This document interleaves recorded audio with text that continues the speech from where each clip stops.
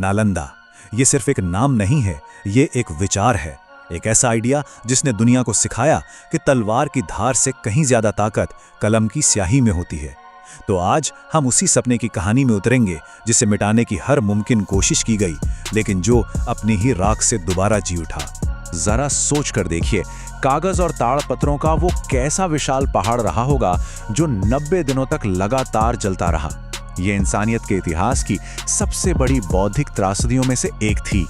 वो जो धुआं उठ रहा था ना, उसमें सिर्फ कार्बन नहीं था, उसमें था आर्यभट्ट का शून्य और उनका खगोल विज्ञान, उसमें था नागार्जुन का रसायन शास्त्र और उसमें थी सुश्रुत की सर्जरी। मतलब वो ज्ञान जो शायद दुनिया को 1000 साल आगे ले जा सकता था, वो सब उस धुएं में उड़ रहा था। लेकिन ये कहानी सिर्फ उस राख की नहीं है। चलिए एक काम करते हैं, समय में पीछे चलते हैं, इस आग के लगने से भी कोई 700 साल पहले, जब एक ऐसा क्रांतिकारी विचार पैदा हुआ जिसने ग्लोबल एजुकेशन की नींव रख दी थी। तो एक तरफ था 5वीं सदी का यूरोप, जिसे हम डार्क एजेस यानी अंधकार युग भी कहते हैं। लंदन और पेरिस जैसे शहर उस वक्त छोटे छोटे गांव हुआ करते थे और पढ़ाई लिखाई बस मठों तक ही सीमित थी। और ठीक उसी वक्त भारत में क्या हो रहा था? यहाँ तो गुप्त साम्राज्य का स्वर्ण युग चल रहा था। और इसी दौर में सम्राट कुमार गुप्त ने किसी किले या महल की नहीं, बल्कि एक ऐसे शहर की नींव रखी जिसका राजा ज्ञान होने वाला था। इसका नाम ही इसका मिशन था, नालंदा। मतलब ज्ञान का वो सोर्स जो कभी रुकता नहीं, जो हमेशा देता रहता है। और ये कोई आम यूनिवर्सिटी नहीं थी, ये दुनिया की पहली, आप कह सकते हैं, फुल्ली रेजिडेंशियल यूनिवर्सिटी थी। एक ऐसा मॉडल जहां ज्ञान सिर्फ क्लासरूम में नहीं, बल्कि 24 घंटे आपकी जिंदगी का हिस्सा होता था। तो अपने पीक पर नालंदा सिर्फ एक इमारत नहीं थी, ये एक चुंबक बन चुकी थी जो पूरी दुनिया के सबसे तेज दिमागों को अपनी तरफ खींच रही थी। आप कल्पना कीजिए, एक ही कैंपस में 10,000 स्टूडेंट्स एक साथ रह रहे हैं, पढ़ रहे हैं। और ये सब भारत से नहीं थे, चीन, कोरिया, तिब्बत, फारस, तुर्की, मतलब उस जमाने का सबसे बड़ा ग्लोबल नॉलेज नेटवर्क यहीं बन रहा था। और यहाँ की पढ़ाई का लेवल आप सुनकर हैरान रह जाएंगे। हर 5 स्टूडेंट पर एक टीचर। आज की तारीख में भी दुनिया की बड़ी बड़ी यूनिवर्सिटीज इस रेशियो का बस सपना ही देख सकती हैं। ये पर्सनल अटेंशन और गहरी समझ का एक ऐसा अनूठा मॉडल था जो नए नए इनोवेशंस को जन्म देता था। लेकिन सवाल ये है कि यहाँ एडमिशन मिलता कैसे था? कोई डोनेशन सीट, कोई सिफारिश? जी नहीं, यहाँ एंट्री मिलती थी सिर्फ और सिर्फ मेरिट पर। एडमिशन के लिए आपको दुनिया का सबसे मुश्किल एंट्रेंस एग्जाम पास करना होता था। और वो एग्जाम क्या था? एक बहस, वो भी यूनिवर्सिटी के गेट कीपर के साथ, जो खुद अपने समय के बहुत बड़े विद्वान हुआ करते थे। मतलब यहाँ सिर्फ बुद्धि की करेंसी चलती थी। जो मशहूर चीनी ट्रैवलर थे ह्वेनसांग, उन्होंने खुद लिखा है कि 10 में से 8 एप्लीकेंट्स को तो गेट से ही वापस कर दिया जाता था। ये उस स्टैंडर्ड का प्रतीक था जहां फेल होना भी सम्मान की बात मानी जाती थी, क्योंकि आपने कम से कम कोशिश तो की। और एक बार आप अंदर आ गए तो माहौल और भी कमाल का था। ये कोई टिपिकल बौद्ध मठ नहीं था जहां सिर्फ एक ही तरह की बातें हों। नहीं, यहाँ बुद्ध की फिलॉसफी के साथ साथ लॉजिक यानी तर्कशास्त्र पढ़ाया जाता था, ताकि आप हर चीज पर सवाल उठा सकें। यहाँ वेदों के साथ साथ नास्तिकता के दर्शन की भी पढ़ाई होती थी। नालंदा का मानना था कि सच तक पहुंचने के लिए हर विचार के समुंदर में गोता लगाना जरूरी है। इस यूनिवर्सिटी का दिल, इसकी आत्मा, वो क्लासरूम में नहीं, बल्कि इसकी लाइब्रेरी में धड़कती थी। नाम था धर्मगंज, जिसका मतलब है ज्ञान का पहाड़। और ये सच में एक पहाड़ ही था। 3 विशाल इमारतों का एक कॉम्प्लेक्स, जिसमें से एक तो 9 मंजिला ऊंची थी। एक ऐसी बिल्डिंग जो उस जमाने में बादलों से बातें करती होगी।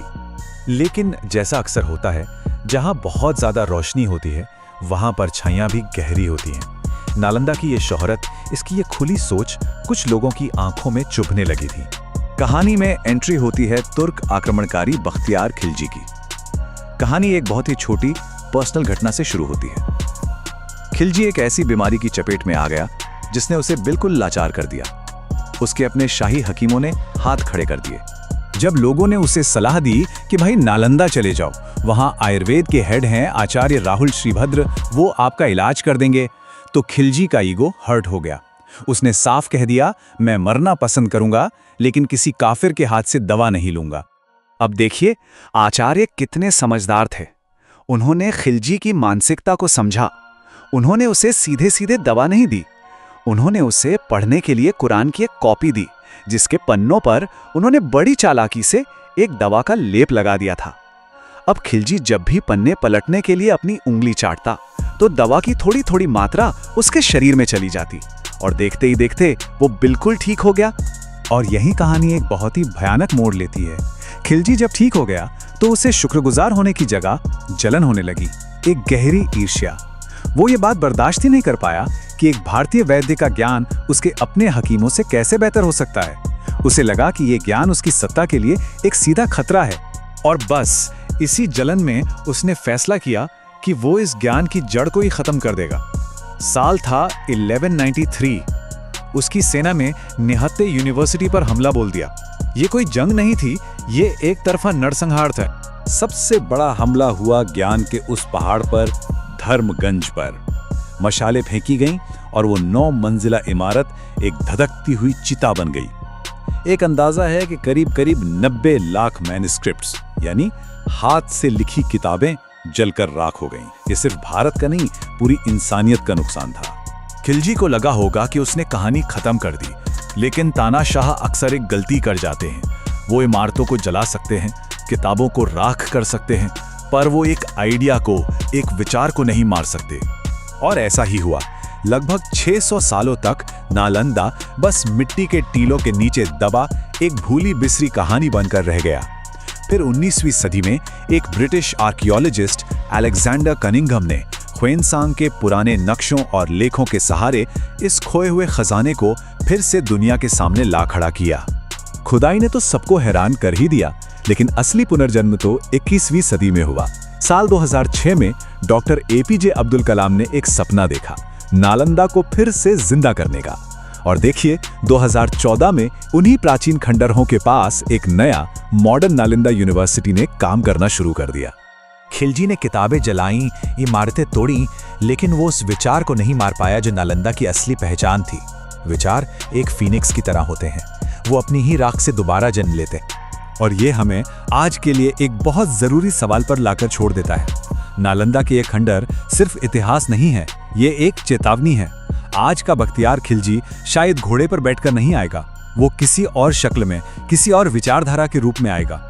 सवाल ये है कि क्या हम असहिष्णुता की उन मॉडर्न ताकतों को पहचान सकते हैं जो आज भी ज्ञान के लिए खतरा बनी हुई हैं? क्योंकि असली नालंदा ईंटों में नहीं, हमारे खुले दिमाग में बसता है।